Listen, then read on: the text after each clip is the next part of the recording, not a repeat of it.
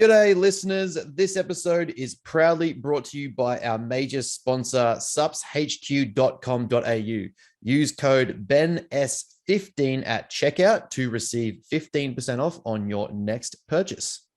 What is going on, listeners? YouTube, Spotify, subscribers, whatever streaming platform you are getting this from.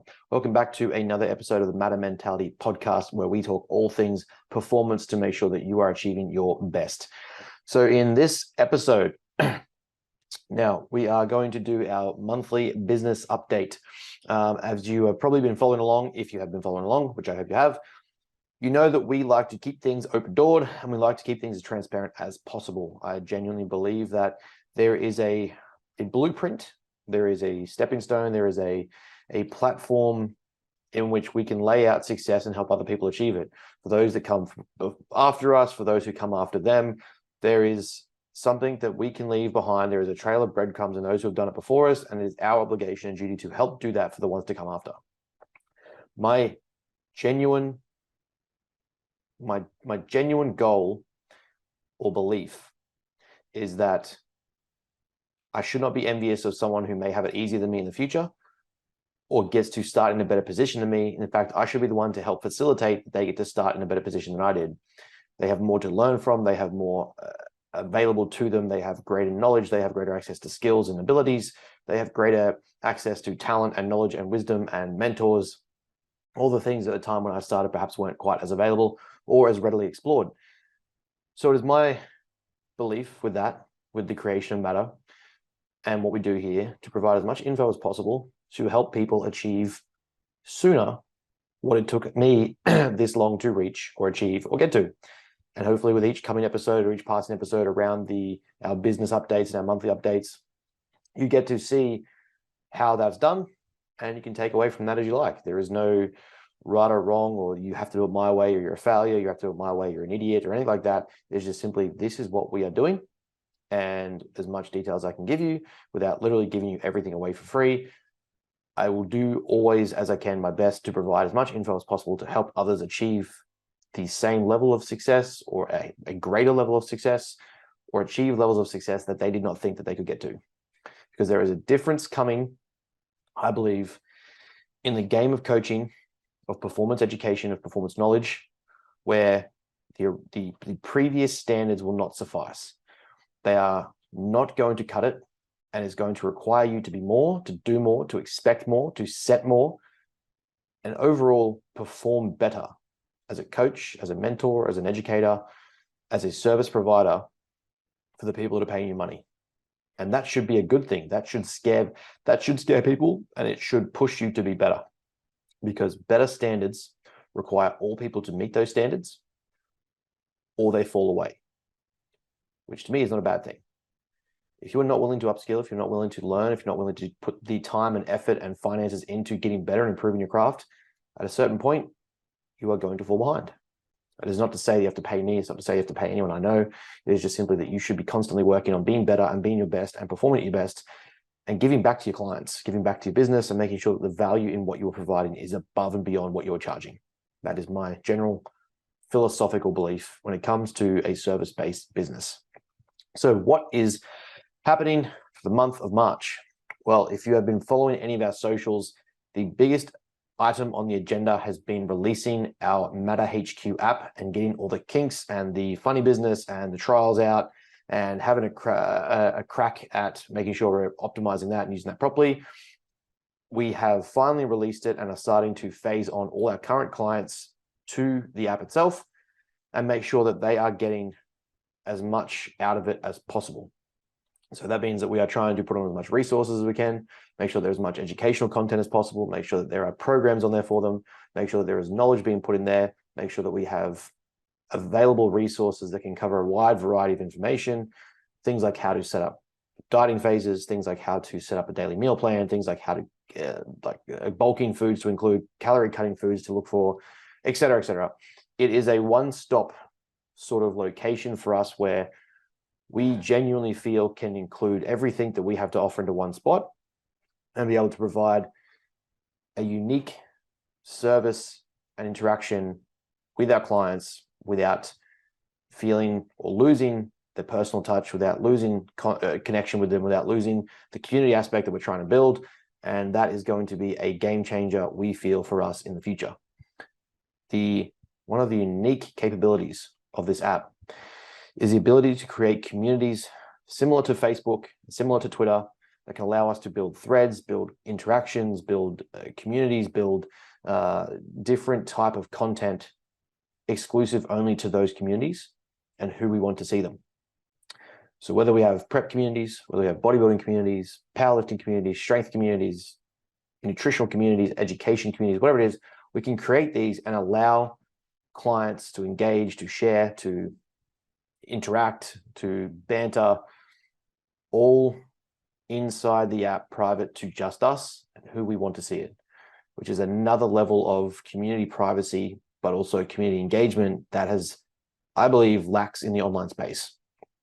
Being able to share things on a Facebook group that potentially might not be private, or that potentially is open to other people, or potentially, you know, may be looked at through people you don't want to see it, kind of creates a bit of hindrance to interaction, I feel, when it comes to being able to be free and open in what you want to learn from your coach, what you want to ask questions for, share progress, etc.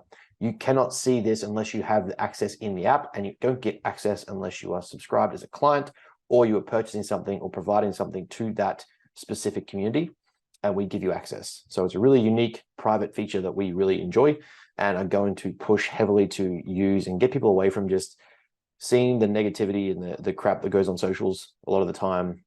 You know, it's a big aspect, we believe, in the environment you create is also the information you take in and the visual processes that you engage in. So if we're spending time on socials and we get distracted because we want to share our content or interact with other like-minded individuals, but then we end up scrolling and what you might call death scrolling, wasting time, not being productive because we get caught up in that negative spiral of just feeding social media, it's not great. So being able to have something that is purely just about other like-minded people like yourself, that you can share your progress, your performance, you can share your positivity, you can share your questions, your worries, your concerns, your development, all these things make a big difference in how we view ourselves, our progress, our success, our criteria of success, what we consider a good week, a good day, interacting with other people to have, similar experiences that can help you through it as a team, as a collective, if you will, is a pretty powerful thing that I think is missing in the online space. It is hard to build that, and it's hard to foster that, and it's something that we're pushing heavily to build and create and encourage away from your standard social media platform. So this app is definitely priority number one, and it was a big change of pace for us, because as anyone who's been following us knows that we were working quite heavily on putting out our coaching course in Q1 for the year, but realized that the priority needs to be placed on the client experience, our customer experience, and the people we are working with before we worry about helping others. So though I'm really passionate about providing more education and knowledge into the coaching scene and to the coaching realm, because I do believe it's lacking, the ability to have a greater interaction and experience with our clients is what it's all about to us. To know that no matter what stage of your training or competing or performance life that you come to matter, that you are receiving a top tier, world-class experience from the first day you sign up. And that is what we're trying to build, and it's what we're trying to foster, and it's what this app has allowed us to do. And sure, to start off with, obviously, we're only a few weeks into operating it. There is going to be kinks and hiccups and things to work through, figure out, adjustments to be made, changes to develop, software to include or improve, modifications that can be made. So it is going to be a mold of constantly trying to improve it, because that's just how we work. Nothing's ever perfect. But having this is going to allow us to really drive up our client experience and the progress that we can get from them. There's a lot to do with habit formation, systemization, routine, accountability, lifestyle modification, and then from that progressing to more advanced knowledge, programming, training, nutrition, all these things. So it makes it a really handy, productive tool as a coach in a business to help mentor and coach people. It also allows us the capability in the future to even work with business or mentoring clients, marketing mentoring clients, as you know. And that is another unique part of the app that we get to kind of play around with. The other thing is that we have opened up to more coaching availability. We have opened up more coaching spots. We've opened up with another coach. If you haven't been following, Tom is now on board as a coach with us, working on getting more generalized clients and getting more online clients to help with lifestyle modification. He seems to be quite well at attracting people who work away in things like the mines, FIFO workers and stuff like that, allowing to make modifications and simple changes and getting quite good results so far. So that is definitely another aspect to March that we have been excited about. The other big thing is that we have begun to open up Matter Marketing, our media branch, to the business, which is a quite unique tool in the coaching business space, which is not just going to be unique to coaching business, but is definitely one of our fortes, I think, in how we have taken off so well and the results that we are getting and being able to help other people achieve that same thing. So it is going to be, again, a service-based branch of the company that is going to allow us to help other coaches not only be better, because there's one thing to know what you're talking about. There's one thing to have knowledge. It's one thing to be good at what you do. If you are trying to improve the standard, if you're trying to be better, if you're trying to improve or reach more people to help have a greater impact in coaching, if you aren't marketing yourself correctly, if you aren't putting yourself in the right position, if you aren't placing yourself in the right level of authority, if you aren't doing these things correctly, then you are not going to be able to reach the audiences that you want to make the impact that you want to have. So knowing that we have an ability here to provide a service to help that and help these other coaches or mentor other coaches to be not only more proficient at their coaching standards, at their coaching styles, at their KPIs, their client check-ins, at their client results, but also being able to help them market that sort of stuff is going to make a big difference. Because again, if you're investing in yourself, you're investing in your business, and you're investing in your upskills, it's going to help you invest in getting more clients and getting more people to help. And that in turn is going to help you help more people. So it's a big month of March for us, as well as returning back to uni for myself. So if you have been following social media, you know that March is return to semester 1 for me, and I'm back into my psychology degree, completing, what do I have this semester? Data, analytics, and research. So again, another stats or statistics-based unit, which is quite exciting for me. It's a unique challenge. So something that I struggle with is terminology and simply remembering stuff that I don't objectively take in. So the way that I like to do this, and this is an easy tip for anyone who is getting back into study or trying to find ways to study better, is I subjectively have to apply it in a way that I can recite it to or apply it to something that I understand. So when we're looking at research, a lot of the terminology in psychology can be quite heavy, it's quite dense. So for me, I have to break that down to what does that mean in, say, a coaching space or a nutrition space or a rugby league space or a bodybuilding space. So when we're looking at things like we're looking at numerical data or something like that, we're looking at between group studies, we're looking at in between group studies, all these things, then I can find a way to relate them to, well, what would that look like in a gym? What would that look like in a facility? What would that look like on a bodybuilding stage or a coaching panel? This allows me to kind of take in, digest, and further understand what is being taught in a way that if I just simply read the textbook wouldn't help. So it's what you call subjective learning, obviously, and emotional anecdotal application that allows me to kind of recite and retain the information to make the process a little bit more efficient.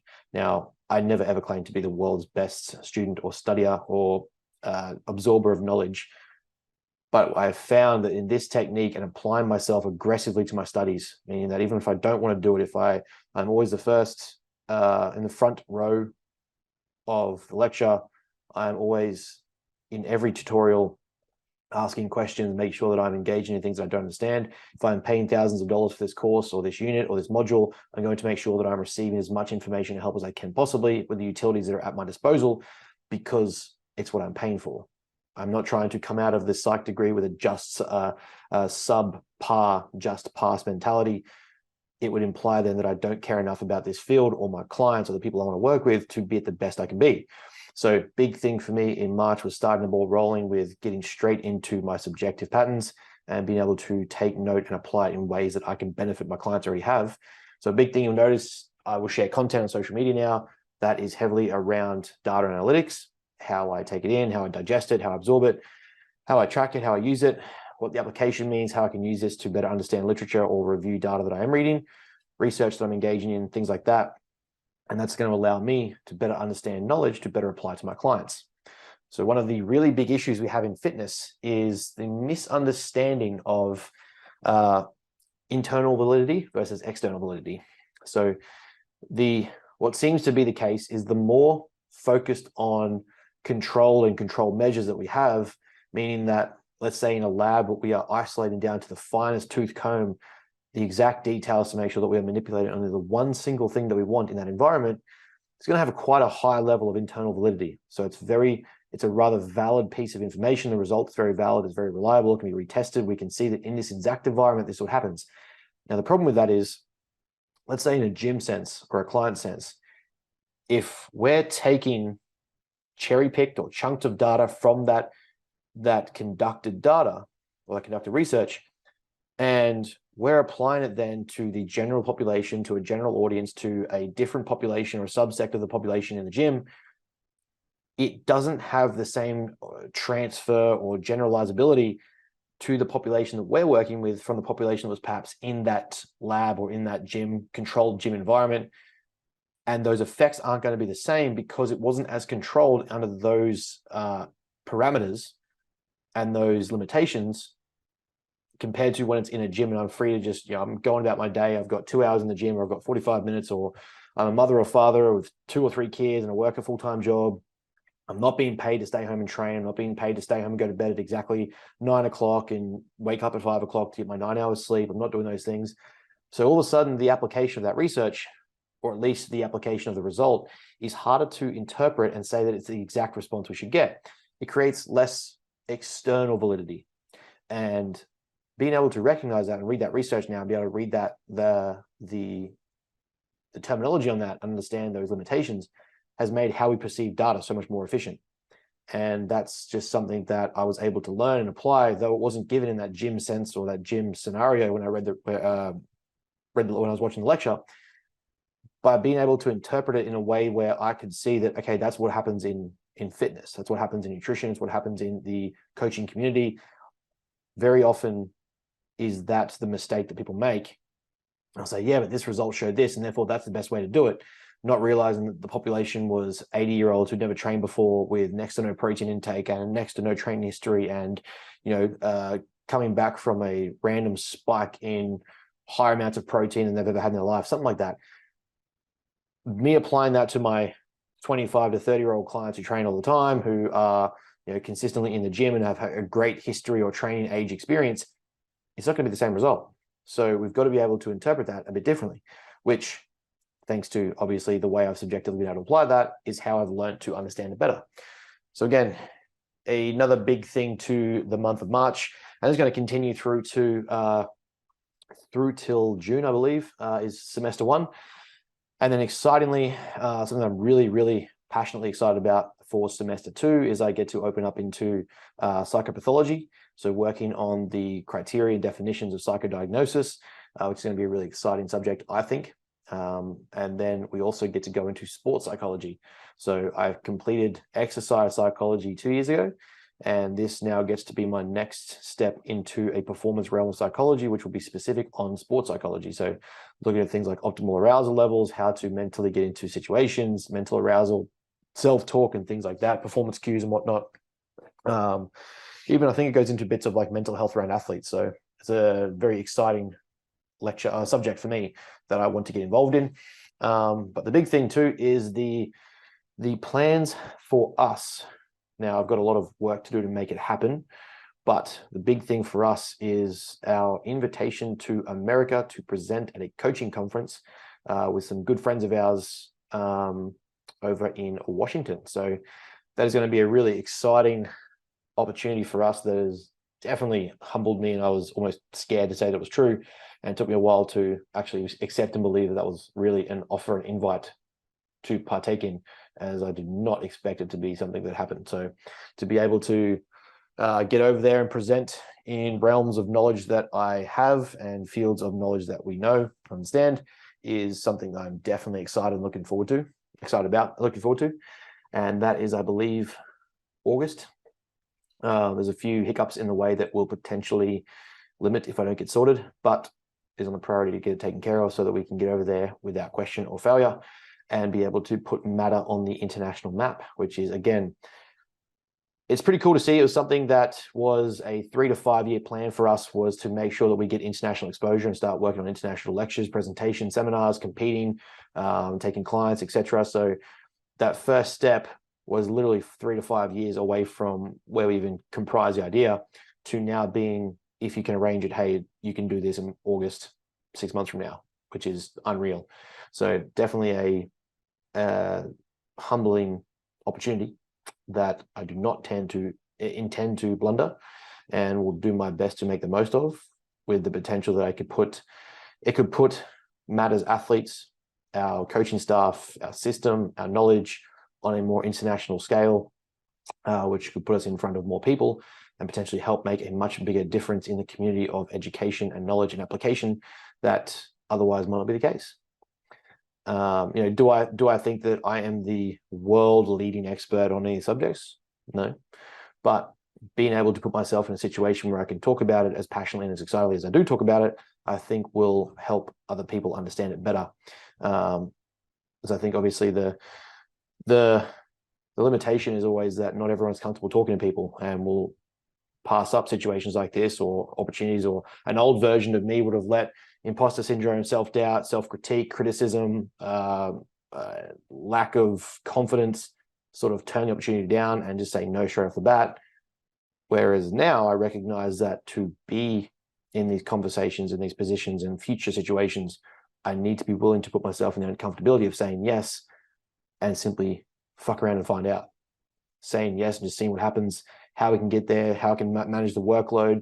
We'll have 8 athletes in prep for season B, plus an array of clients and business systems and other coaching staff we're trying to put on. So to be able to optimize everything to get to a point where I can say yes to that and just simply get over there and tick it off will be a pretty unreal step for us. So that is the plan going forward, is make whatever we have to work so that we can get over there. But that is it for March's update. Don't think there is much else we have going on. It's already a lot. It's already more than enough. Plan is always to keep things progressing and developing, improving, getting better.